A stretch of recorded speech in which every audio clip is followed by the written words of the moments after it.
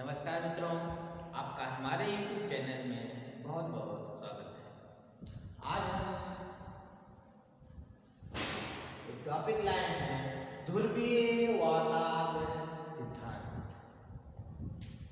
आज देखेंगे कि आखिर ध्रुवीय वाताग्र सिद्धांत क्या है। ये बड़ी बड़ी परीक्षाओं में भी, स्नातक स्तर, पीजी स्तर पे भी ये प्रश्न काफ़ी पूछा जाता है और पढ़ने वालों को थोड़ा कठिनाई होती है कि आखिर ये सिद्धांत क्या है।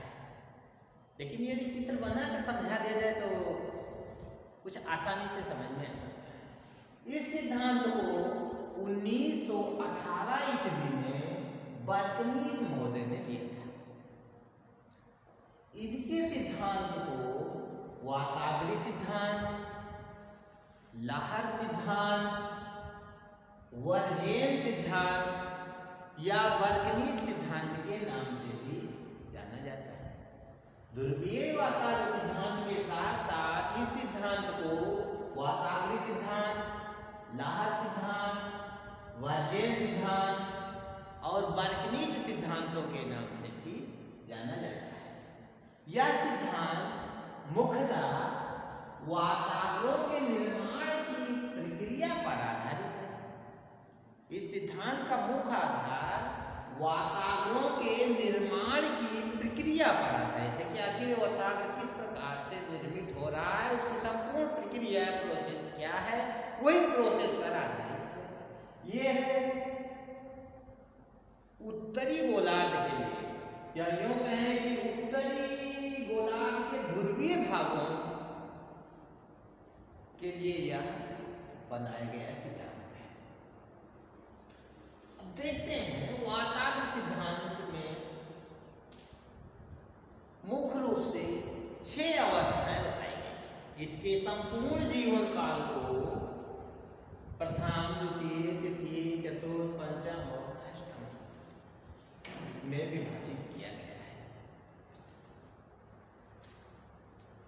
चलिए देखा जाए कि आखिर इस वाताग्र सिद्धांत में कहा क्या गया है। ध्रुवीय वाताग्र सिद्धांत, सबसे पहले हम लोग जान लें कि आखिर वाताग्र किसे कहते हैं, उसके आगे समझ में आएगा। वाताग्र का मतलब होता है वात प्लस अग्र।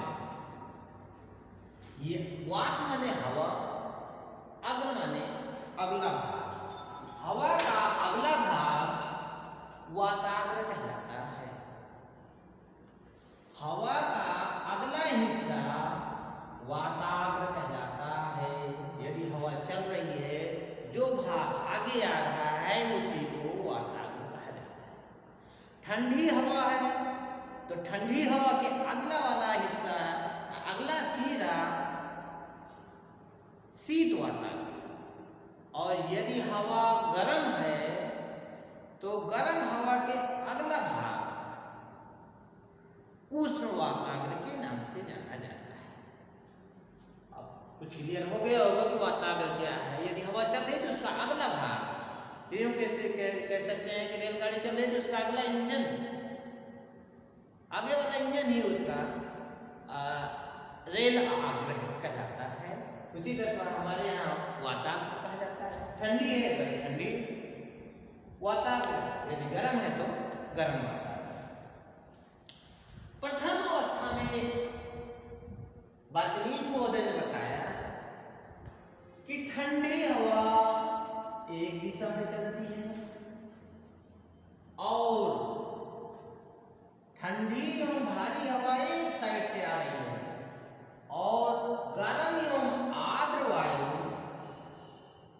जो कि हल्की भी होती है वह दूसरे साइड से आ रही है। ऐसा यूं कहें कि रेल की 2 पटरियों की तरह, एक पटरी इधर से सीधे जा रही है, एक इधर से जा रही है। इसके बीच वाला भाग ठंडी हवा के लिए ये ठंडा वाताग्र है और गर्म के लिए गर्म वाताग्र है। यह है एक प्रकार का अस्थाई वाताग्र। कोई किसी को डिस्टर्ब नहीं कर रहा है। एक हवा इधर जा रही है, एक इधर जा रही है, तो इन दोनों के बीच वाला भाग वैसे तो यहाँ अग्र होता है, लेकिन इसके लिए अग्र हो सकता है। ये समांतर वाला भाग का दोनों का अग्र भाग है। यहाँ कोई बीच में खड़ा होगा तो इधर ठंडी हवा दिखेगी, इधर गर्म हवा दिखेगा, तो कहेगा ये ठंडी हवा के आप आगे हैं, इधर से कहेगा हम गर्म हवा के आगे हैं। ये अस्थायी वातावरण है। वास्तविक आग्रह इधर रहता है, लेकिन ये अस्थायी वातावरण कहलाता है। ये वातावरण सिद्धांत की पहली अवस्था है कि एक तरफ से ठंडी हवा गुजरे, एक तरफ से गर्म हवा गुजरे, ये अनिवार्यता होती है। और दोनों के बीच का भाग अस्थायी वातावरण कहलाता है। ये प्रथम अवस्था में होता है। द्वितीय अवस्था में क्या होता है कि एक तरफ उष्ण वातावरण, इस तरफ शीत वातावरण। शीतल हवा उष्ण हवा की ओर चलने लगती है। यूं कहें कि ठंडी हवा गर्म हवा की ओर चलने लगती है। चलने क्यों लगती है? ठंडी हवा गर्म क्षेत्र की ओर आने लगती है, और गर्म हवा धीरे धीरे ठंडी होने लगती है। गर्म हवा जब ठंडी होने लगती है तो इसका क्षेत्र संकुचित होने लगता है। ये नीचे बैठती है और गर्म हवा थोड़ा सा ऊपर उठने लगती है, क्योंकि शीत वायु भारी होती है और गर्म हवा हल्की होती है। तो ये शीतल हवा नीचे नीचे गर्म हवा की ओर बढ़ने लगती है, और ये गर्म हवा आगे की ओर शीतल हवा के ऊपर चढ़ने का प्रयास करती है। अब एक दूसरे की ओर डिस्टर्ब करना प्रारंभ कर दिया। ये नीचे नीचे ठंडे की गर्म की तरफ आ रही है, और ये ऊपर ऊपर ठंडे की ओर जा रही है।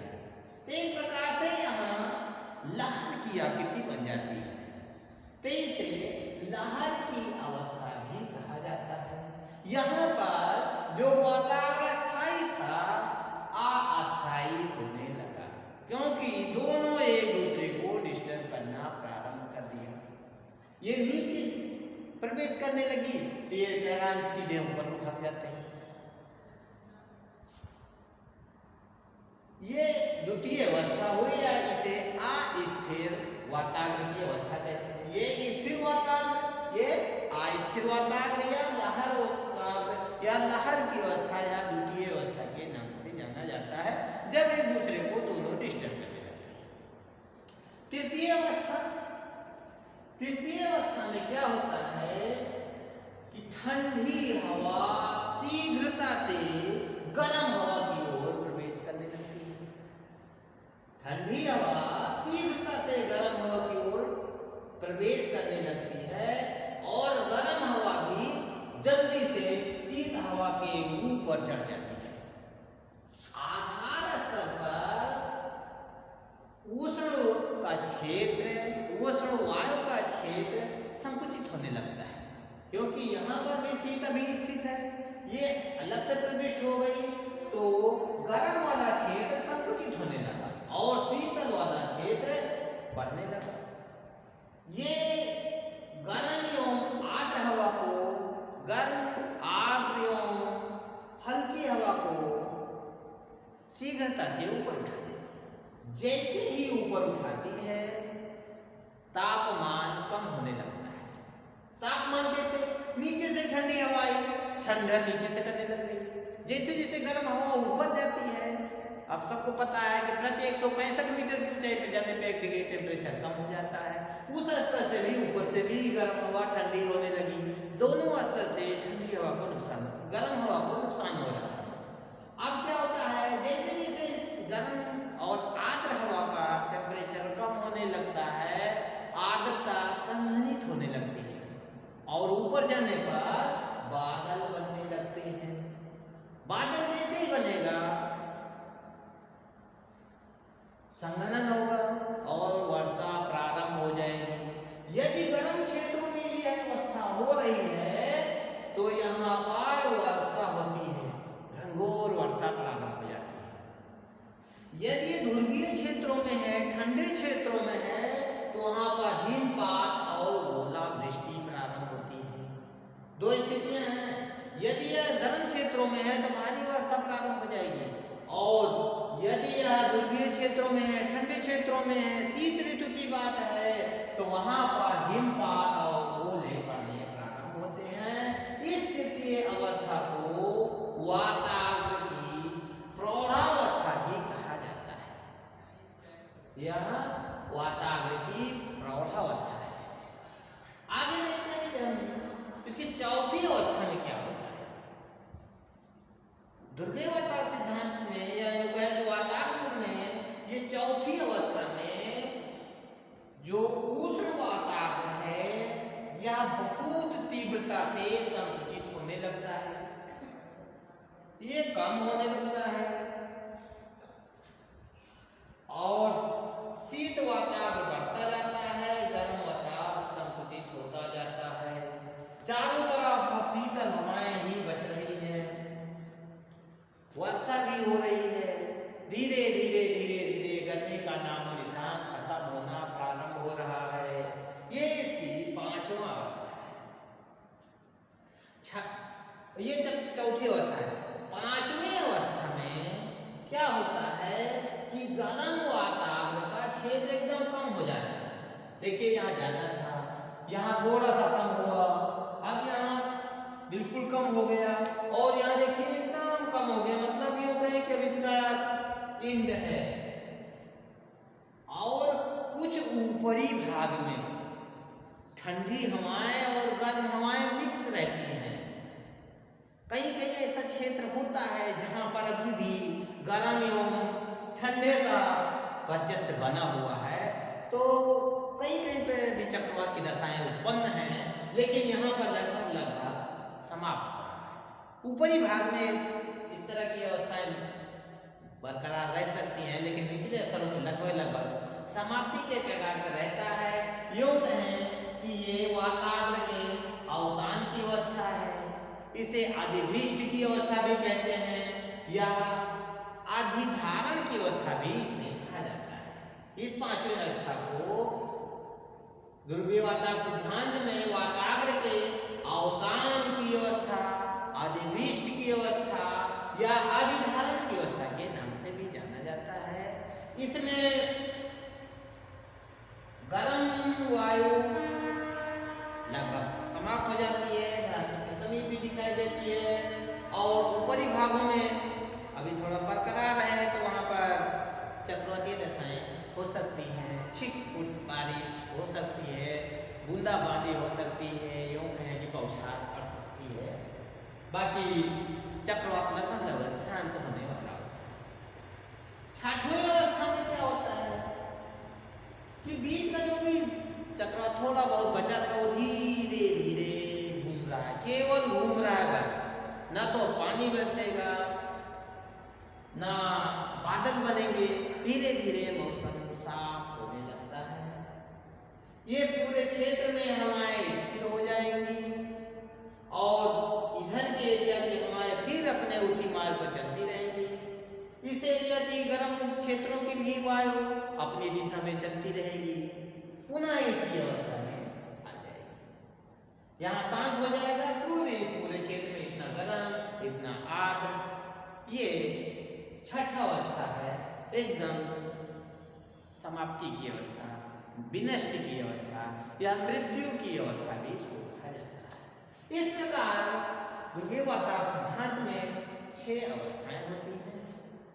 बनता है, पहले एकदम मौसम शांत होता है, धीरे धीरे हवाएं एक दूसरे की ओर चलने लगती हैं, फिर घूमने लगती हैं, गर्म हो ऊपर कर देते हैं, फिर वर्षा प्रारंभ हो जाती है, ओलावृष्टि होता है, कुछ देर तक ये प्रक्रिया चलती है, और उसके बाद शांत हो जाता है।